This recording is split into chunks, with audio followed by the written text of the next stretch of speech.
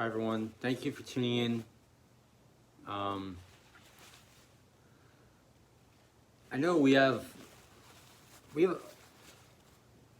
there's a lot of people out there that are afraid, that are in difficult situations perhaps, and are afraid to blindly trusting God.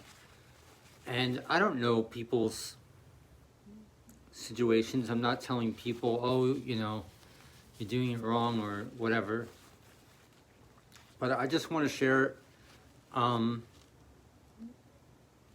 what was a turning point in my life when I kind of blindly trusted in God. It was pretty much blindly. This was a couple years ago. I've already shared this testimony on my YouTube. I've written about it on the website, but I'm just going to share it again. Because the Holy Spirit is faithful. And this was a turning point in my life because after this event happened, after this stepping stone happened in my life, it really taught me to trust Him. In this time in my life that this happened, I was living in Long Island. God still allowed the enemy to go in my home whenever they pleased or whenever they were able to. I spent a couple years having to play the crazy person with my family because they didn't know what was going on. I had hundreds of thousands of gang stalkers, if you want to call them, with complete surveillance, mentally, physically, spiritually, emotionally, and they're even ahead of us in time. And with the ability to come in and out of the house to drive you insane, as often as they had the opportunity to. And that is a very painful thing that, people have killed themselves because this is what they do, your FBI, all that stuff, man, whatever. They'll go in your home and rearrange your furniture. And you know what that happens when you go in your home and you realize somebody was in your home and moved something little? Okay, stress. It is a severe attack on the nervous system. And that's exactly what the serpent feeds on. Okay? It's a severe attack on the nervous system. So, so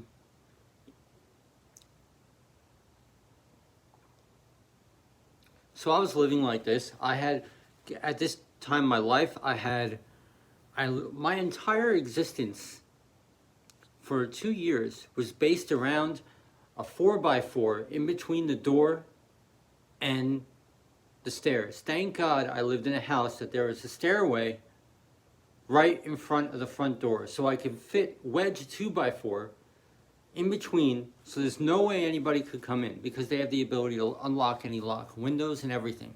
Okay?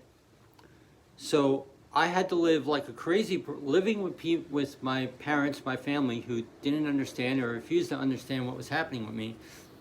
I lived with drumsticks in every single window. My entire existence for years was solely based on whether a piece of wood was in front of that door, just so I could exhale. And I finally, at this time, I had a camera going in my backyard to cover the back door because they don't want to be seen on camera. That's the whole idea, is not to be seen so everyone thinks you're crazy, and it's just the way the devil is.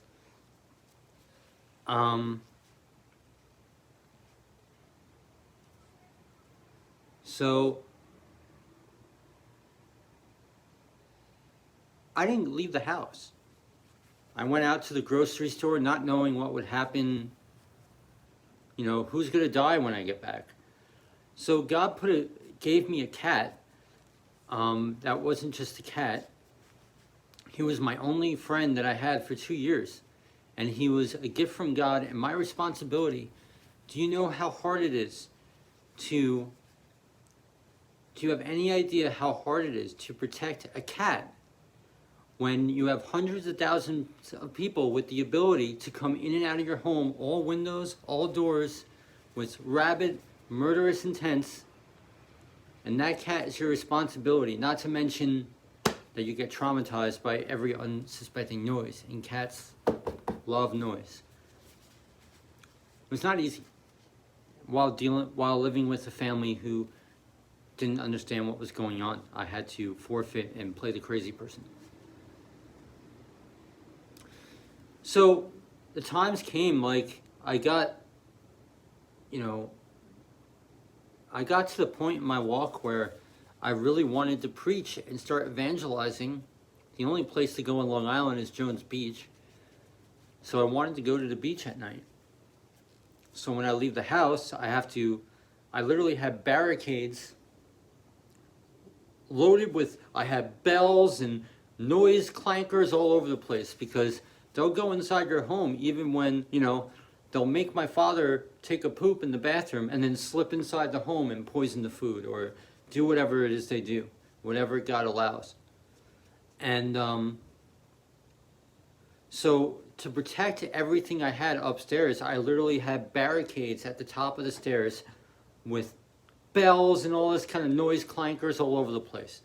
So that was my defense, and everything would be upstairs, barricaded in. Even if they got in the front door, they would still, I would have to rely on, my parents hearing the noise clankers to know that somebody is breaking in the house.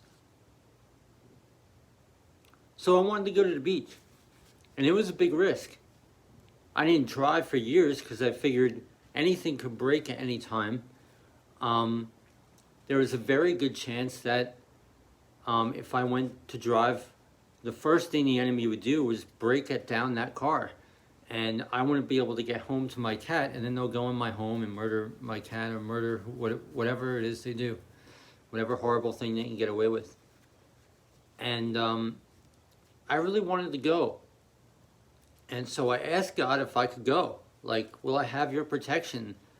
I was mostly concerned about the car.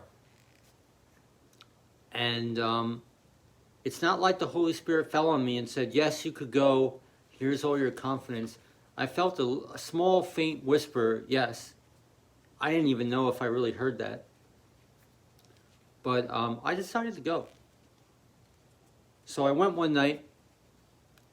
And, when the enemy is always driving around you, always there, honking your horns with the mind control. You know how it is when you're gang stalked. They're always there. It's Truman Show on steroids.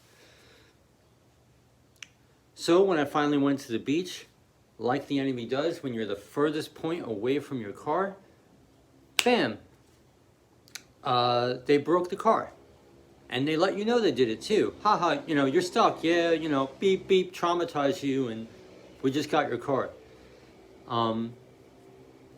But I've trusted in God. I've seen God do miracles in my life, not because I'm special, just because the enemy is that severe, and it's that unreasonable, and it's that inhumane.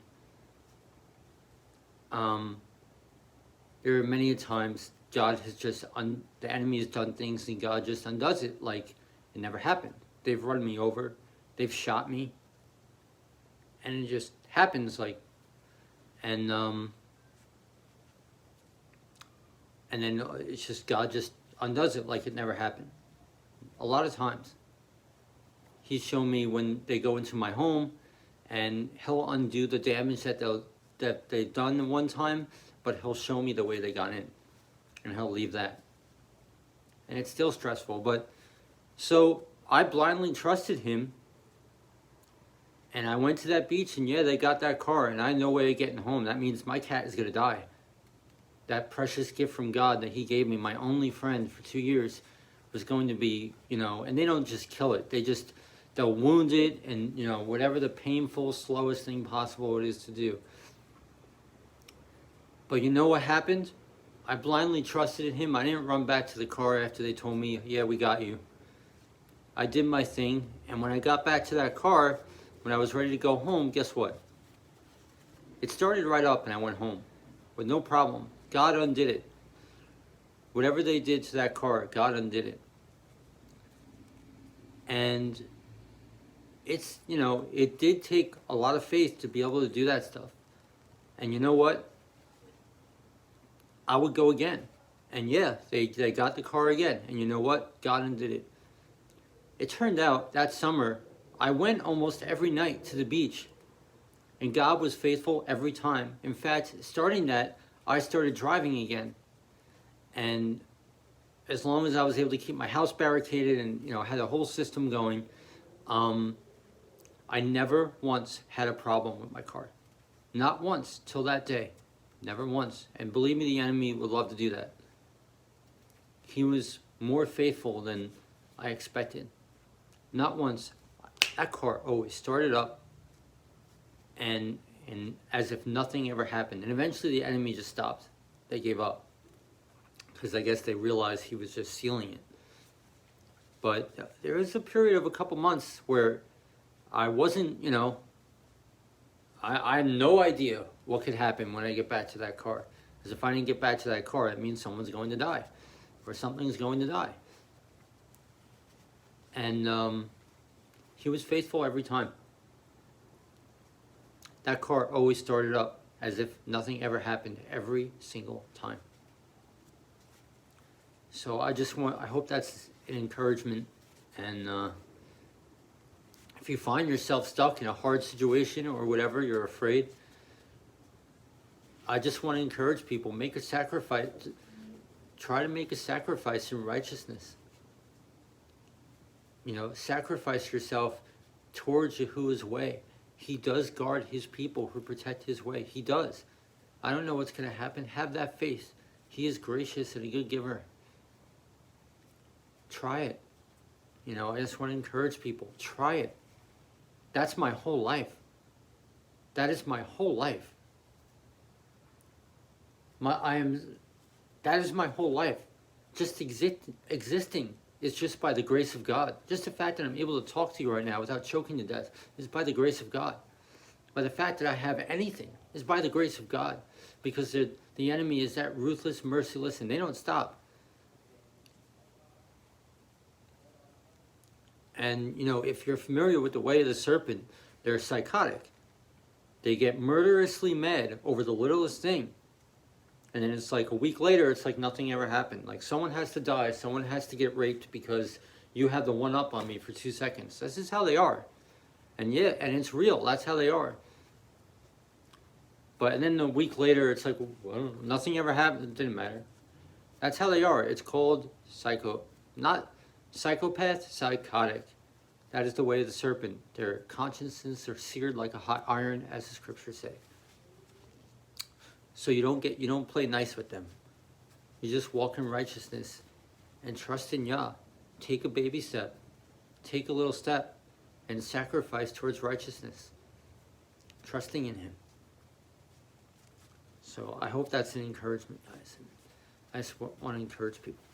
Thanks for tuning in. I don't know if this video is going to get uploaded or not, but thanks.